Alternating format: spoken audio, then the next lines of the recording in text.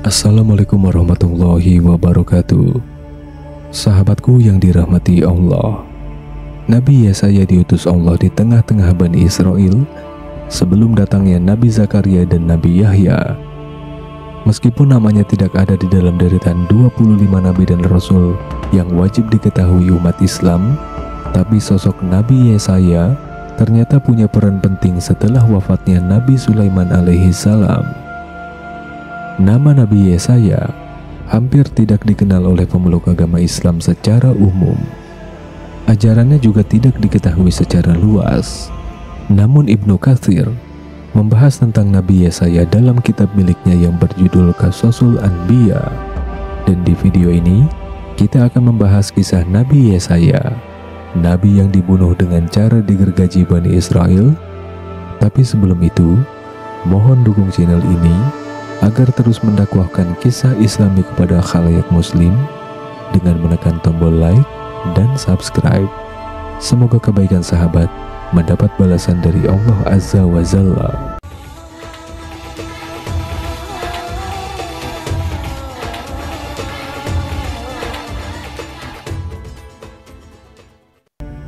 Bismillahirrahmanirrahim.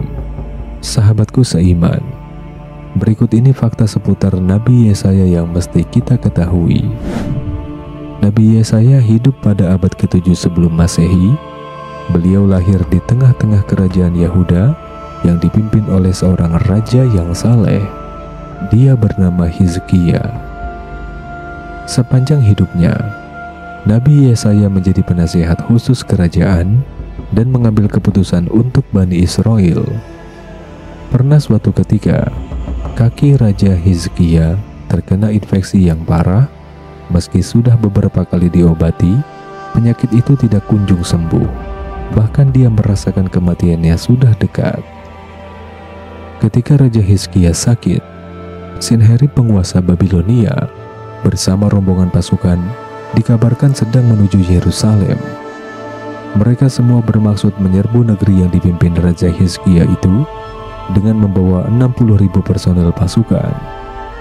Raja Hizkia kebingungan. Dia khawatir rakyatnya tewas dan negerinya akan hancur. Namun ia tidak bisa melakukan apa-apa karena penyakit yang sedang dideritanya.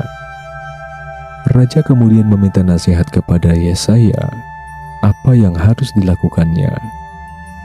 Apakah Allah memberikan wahyu kepada Anda mengenai pasukan Sanherib? Tanya Raja lemas. Allah belum memberikan wahyu apapun kepadaku tentang itu, jawab Nabi Yesaya. Setelah beberapa hari, Yesaya mendapat perintah dari Allah agar Raja Hizkia bersedia turun takhta dan mengangkat raja baru sebagai pengganti dirinya. Dengan berat hati, Nabi Yesaya pun menyampaikan wahyu itu pada sang raja. Dan ternyata, Raja Hizkia dengan lapang dada menerimanya. Raja Hizkia lalu segera menghadap kiblat, kemudian berdoa. Dengan hati yang tulus, sang raja kemudian bermunajat, "Ya Tuhan, ingatlah hamba-Mu ini, apa-apa yang telah hamba perbuat bagi Bani Israel, dan Engkau tentu lebih mengetahuinya. Engkau mengetahui setiap perbuatan hamba dan segala rahasia hamba." Allah pun menjawab doa raja yang saleh itu. Kepada Nabi Yesaya, Allah kemudian berfirman bahwa dia sangat senang Hizkia memanjatkan doa kepadanya. Allah pun kemudian memperpanjang usia Hizkia hingga 15 tahun lagi. Mendapat wahyu itu, Nabi Yesaya pun segera mengabarkannya kepada raja dengan gembira. Raja Hizkia menyungkur sujud dan memanjatkan syukur. "Ya Tuhan, Engkau memberikan kerajaan bagi siapa saja yang Engkau kehendaki. Engkau mengangkat kedudukan siapa saja yang Engkau kehendaki. Engkau mengetahui segala hal gaib dan nyata. Engkau memberikan rahmat dan menjawab orang-orang yang kesulitan." Ujar Raja Hizkia. Setelah sujud syukur, Nabi Yesaya meminta sang raja untuk mengusap kaki yang infeksi dengan sari daun ara. Dengan kehendak Allah, penyakit raja sembuh seketika. Tidak hanya menyembuhkan penyakit raja, Allah juga menolong Bani Israel sehingga mereka bisa mengalahkan tentara Sanherib.